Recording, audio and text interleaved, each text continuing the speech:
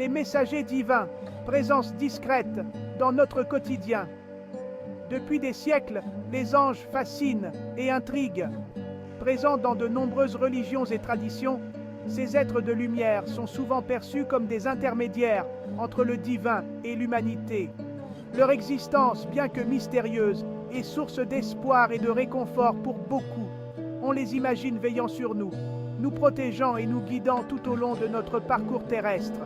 L'idée d'être entouré d'anges, ces messagers célestes, procure un sentiment de paix et de sécurité. Leur présence discrète est un rappel constant que nous ne sommes pas seuls face aux épreuves de la vie. Ils sont là, dans l'ombre, prêts à intervenir lorsque nous en avons le plus besoin. Leur rôle ne se limite pas à la simple protection. Les anges sont également des guides, des confidents et des sources d'inspiration. Ils nous aident à trouver notre voie, à surmonter nos peurs et à réaliser notre plein potentiel. Anges gardiens, boucliers, contre l'adversité. L'un des rôles les plus connus des anges est celui de protecteur. Chaque être humain, dit-on, possède un ange gardien qui veille sur lui dès sa naissance. Tel un bouclier invisible, il le protège des dangers, des accidents et des mauvaises rencontres. La Bible regorge d'histoires d'anges gardiens venant en aide aux hommes. On pense notamment à l'histoire de Daniel jeté dans la fosse au lion. Grâce à la protection divine d'un ange, il en ressort indemne. Ces récits, bien que millénaires, continuent de nous fasciner. Ils nous rappellent que même dans les moments les plus sombres, une force supérieure veille sur nous. L'ange gardien est un symbole puissant de l'amour inconditionnel et de la bienveillance divine.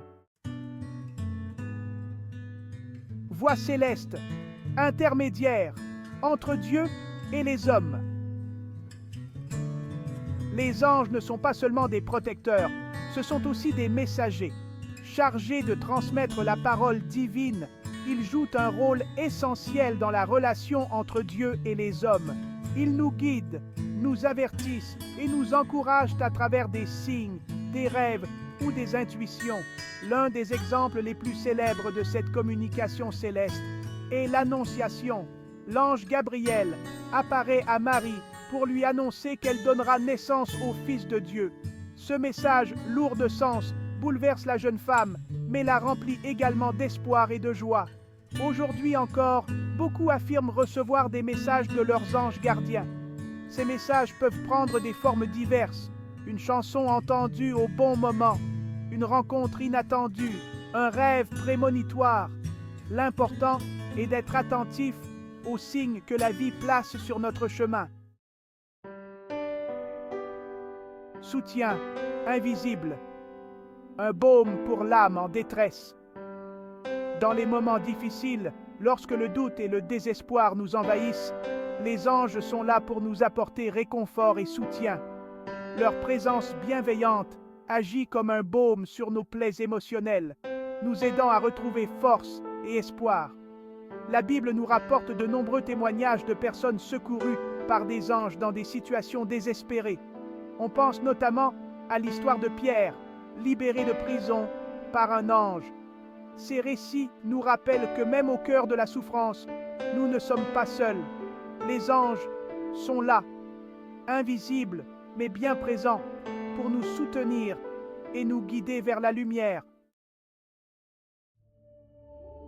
Guide vers l'éternité, le dernier voyage accompagné. La mission des anges ne s'arrête pas aux portes de la mort. Selon la tradition, ils accompagnent les âmes défuntes vers l'au-delà, leur offrant un passage doux et paisible vers l'éternité. L'image de l'ange venant chercher l'âme du défunt est très présente dans l'art et la littérature. Elle symbolise la transition entre la vie terrestre et la vie éternelle, un voyage mystérieux mais apaisant grâce à la présence bienveillante du messager divin. Les anges nous rappellent ainsi que la mort n'est pas une fin en soi, mais un passage, une étape vers une autre dimension. Leur présence constante, de notre premier souffle à notre dernier soupir, est un gage de réconfort et d'espérance.